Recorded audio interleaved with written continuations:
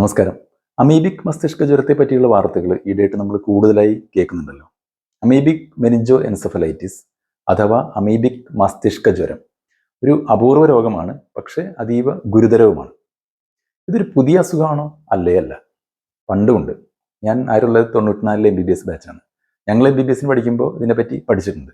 ഞങ്ങൾക്ക് മുമ്പും അതിന് ശേഷവും MBBS കഴിഞ്ഞവരും ഇത് പഠിച്ചിട്ടുണ്ടാവും. പക്ഷേ ഇപ്പോൾ ഇത് താരതമ്യേന കുറച്ച് കൂടുതലായി കാണപ്പെടുന്നുണ്ട്. അതിന് കാരണമുണ്ട്, അത് വഴിയെ പറയാം. അമീബിക് മസ്തിഷ്ക ജ്വരം എന്താണെന്ന് അറിയുന്നതിന് മുമ്പ് നമ്മൾ അമീബ എന്താണെന്ന് അറിയണം.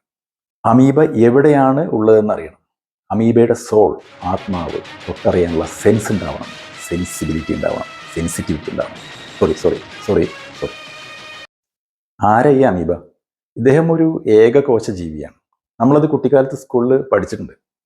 ഇതാണ് അദ്ദേഹത്തിൻ്റെ പടം. ഈ പടം വരയ്ക്കുക എന്നത് ലോകത്തിലെ ഏറ്റവും ഈസി ആയിട്ടുള്ള കാര്യങ്ങളിലൊന്നായതുകൊണ്ട് ഈ സുന്ദരമായ പടം വരച്ച് പരീക്ഷയ്ക്ക് മാർക്ക് വാങ്ങിയവരാവും നമ്മളിൽ മിക്കവരും എന്നെനിക്ക് ഉറപ്പാണ്.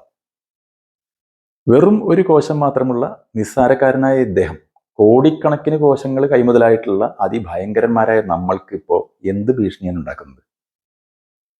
എന്താണ് പെട്ടെന്ന് ലോകത്ത് സംഭവിച്ചത്? നമുക്കൊന്ന് നോക്കാം. നീഗ്ലീരിയ ഫൗളരി, അക്കാന്തമീബ കാൽബർട്ട്സോണി, ഇവർ രണ്ടുപേരുമാണ് അമീബിക് മസ്തിഷ്ക ജ്വരം ഉണ്ടാക്കുന്ന പ്രധാനികൾ. നല്ല സ്റ്റൈലൻ പേരുകൾ അല്ലേ? പക്ഷേ ഈ ആശന്മാരാണ് ഇപ്പോൾ വാർത്തകൾക്ക് കാരണമായിട്ടുള്ള ഈ പ്രശ്നങ്ങളെല്ലാം ഉണ്ടാക്കിയത്. നീഗ്ലീരിയ ഫൗളരി, ബ്രെയിൻ ഈറ്റിംഗ് അമീബ, അതായത് തലച്ചോറ് തിന്നുന്ന അമീബ എന്ന ഒരു ഭീകരമായ പേര് കൂടി വെറും ഒരു കോശം മാത്രം കൈമുതലായിട്ടുള്ള ഇദ്ദേഹത്തിനുണ്ട്.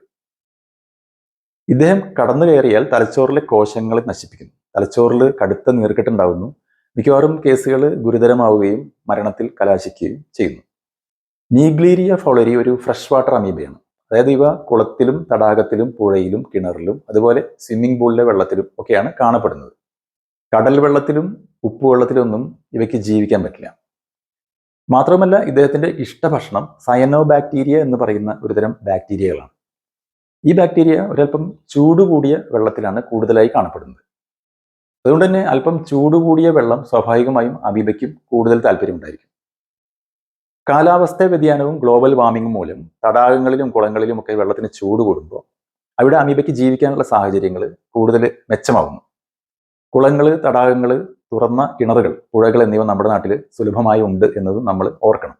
കേരളത്തിൽ 2016-2023 കാലഘട്ടത്തിൽ വെറും 8 അമീബിക് മസ്തിഷ്ക ജ്വരം കേസുകൾ മാത്രമാണ് റിപ്പോർട്ട് ചെയ്യപ്പെട്ടിട്ടുള്ളത്. എന്നാൽ 2024 29 കേസുകൾ റിപ്പോർട്ട് ചെയ്തു. അതിൽ 5 പേര് മരിക്കുകയും ചെയ്തു. 2025 ഇതുവരെ ഏതാണ്ട് 69 കേസുകൾ കേരളത്തിൽ റിപ്പോർട്ട് ചെയ്യപ്പെട്ടിട്ടുണ്ട്. അതിൽ 19 മരണവും സംഭവിച്ചു. ലോകമൊട്ടാകെ ഏകദേശം 97% അമീബിക് മസ്തിഷ്ക ജ്വരത്തിലെ മരണനിരക്ക്. കേരളത്തിൽ ഇതുവരെ ഇത് 26% മാത്രമാണ്. ഇത് നമ്മുടെ കേരളത്തിലെ മെച്ചപ്പെട്ട ആരോഗ്യ സംവിധാനങ്ങളെയാണ് സൂചിപ്പിക്കുന്നത്. ഇനി അമീബ എങ്ങനെയാണ് മസ്തിഷ്ക ജ്വരം ഉണ്ടാക്കുന്നതെന്ന് നോക്കാം. മസ്തിഷ്ക ജ്വരം ഉണ്ടാക്കണമെങ്കിൽ മസ്തിഷ്കത്തിൽ അഥവാ തലച്ചോറിലേക്ക് കയറി പറ്റണമല്ലോ. എങ്ങനെ കയറും? മൂക്കിലൂടെ കയറും. അമീബ ജീവിക്കുന്ന വെള്ളം മൂക്കിലേക്ക് കയറുമ്പോൾ അതിലൂടെ ഇവയും അതുവഴി തലച്ചോറിലേക്ക് കയറി പറ്റും. അങ്ങനെ മസ്തിഷ്ക ജ്വരം ഉണ്ടാക്കുന്നു. ഇത് സംഭവിക്കുന്ന എപ്പോഴാണ്? കുളിക്കുമ്പോൾ, നീന്തുമ്പോൾ, കുളത്തിൽ അല്ലെങ്കിൽ സ്വിമ്മിംഗ് പൂളിൽ ചാടുമ്പോൾ, അല്ലെങ്കിൽ മൂക്കിൽ വെള്ളം ഒഴിച്ച് നാസൽ ഇറിഗേഷൻ ചില ട്രീറ്റ്മെൻറ്റിൻ്റെയൊക്കെ ഭാഗമായിട്ട് ചെയ്യുമ്പോൾ അപ്പോഴൊക്കെ അമീബ മൂക്കിലൂടെ തലച്ചോറിലേക്ക് കയറാം. ഓർക്ക് വെള്ളം കുടിക്കുന്നതിലൂടെ ഇത് പകരില്ല.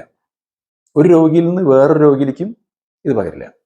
മറ്റേത് തരത്തിലുള്ള ബാക്ടീരിയ കൊണ്ടും അല്ലെങ്കിൽ വൈറസ് കൊണ്ടും ഉണ്ടാകുന്ന മസ്തിഷ്ക ജ്വരങ്ങളെ പോലെ തന്നെ തലവേദന, ഛർദി, പനി, അപസ്മാരം, കോമ ഇതൊക്കെ തന്നെയാണ് അമീബിക് മസ്തിഷ്ക ജ്വരത്തിൻ്റെയും ലക്ഷണങ്ങൾ. സ്വാഭാവികമായും അമീബ ഉണ്ടായേക്കാവുന്ന കുളത്തിലും തടാകത്തിലുമൊക്കെ നീന്തുകയും കുളിക്കുകയും ഒക്കെ ചെയ്യാതിരിക്കുക എന്നുള്ളത് തന്നെയാണ് ഏറ്റവും പ്രധാനപ്പെട്ട പ്രതിരോധ മാർഗം. വീട്ടിലെ വെള്ളത്തിൽ കുളിക്കുക, അത് ക്ലോറിനേറ്റഡ് വെള്ളമാണെങ്കിൽ കൂടുതൽ മെച്ചം. ഇനി പുറത്ത് കുളിച്ചേ മതിയാവെങ്കിൽ കുളത്തിലേക്കും തടാകത്തിലേക്കും സ്വിമ്മിംഗ് പൂളിലേക്കും ഒക്കെ ഡൈവ് ചെയ്യാതിരിക്കുക, അല്ലെങ്കിൽ നേരെ കുതിച്ച് ചാടാതിരിക്കുക. അതാണ് മൂക്കിൽ വെള്ളം കയറാതിരിക്കാൻ ഏറ്റവും നല്ലത്. ഇനിയിപ്പോൾ ചാടിയേ മതിയാവൂ എന്നാണെങ്കിൽ മൂക്ക് അടച്ചു പിടിച്ച് ചാടുക, അല്ലെങ്കിൽ ഒരു നോസ് ക്ലിപ്പ് അല്ലെങ്കിൽ നോസ് പ്ലഗ് ഉപയോഗിച്ച് മൂക്ക് അടച്ചിട്ട് ചാടുക. അതുപോലെ നീന്തുമ്പോൾ തലയും മുഖമൊക്കെ വെള്ളത്തിന് മുകളിൽ പൊന്തി നിൽക്കുന്ന പോലെ നീന്തണം. തല മുങ്ങിക്കൊണ്ട് നീന്തരുതെന്നാണ് ഉദ്ദേശിച്ചത്. എന്തെങ്കിലും ചികിത്സയുടെ ഭാഗമായിട്ട് മൂക്കിൽ വെള്ളം ഒഴിക്കുക, അതായത് നാസൽ ഇറിഗേഷൻ വേണ്ടി വരികയാണെങ്കിൽ തിളപ്പിച്ചാറിയ വെള്ളം മാത്രമേ ഉപയോഗിക്കാവൂ. അതുപോലെ ഉറവിടം അറിയാത്ത വെള്ളം ഒരിക്കലും ഉപയോഗിക്കുകയും ചെയ്യരുത്. സ്വിമ്മിംഗ് പൂളുകളൊക്കെ ദിവസവും വൃത്തിയാക്കുകയും വെള്ളം മാറ്റുകയും പതിവായി ക്ലോറിനേറ്റ് ചെയ്യുകയും വേണം. കിണർ വെള്ളവും ക്ലോറിനേറ്റ് ചെയ്താൽ നല്ലത്. കുട്ടികൾ ഈ ഓസും സ്പ്രേയറൊക്കെ ഉപയോഗിച്ച് വെള്ളം ചീറ്റി കളിക്കുമ്പോൾ അത് വെള്ളം മൂക്കിലേക്ക് ചീറ്റായിരിക്കാൻ ശ്രദ്ധിക്കണം, മൂക്കിൻ്റെ അടുത്തേക്ക് ചീറ്റായിരിക്കാൻ ശ്രദ്ധിക്കണം. അപ്പോൾ ഇതൊക്കെയാണ് അമീബിക് മസ്തിഷ്ക ജ്വരം വരാതിരിക്കാൻ നമുക്ക് ശ്രദ്ധിക്കാനുള്ള പൊതുവായ കാര്യങ്ങൾ. അതുകൊണ്ട് ഈ കാര്യങ്ങളൊക്കെ ഒന്ന് മനസ്സിൽ വയ്ക്കുക. ഈ വീഡിയോ ഒന്ന് നിങ്ങളുടെ പ്രിയപ്പെട്ടവർക്ക് വേണ്ടി ഷെയർ ചെയ്യുക. നന്ദി, നമസ്കാരം.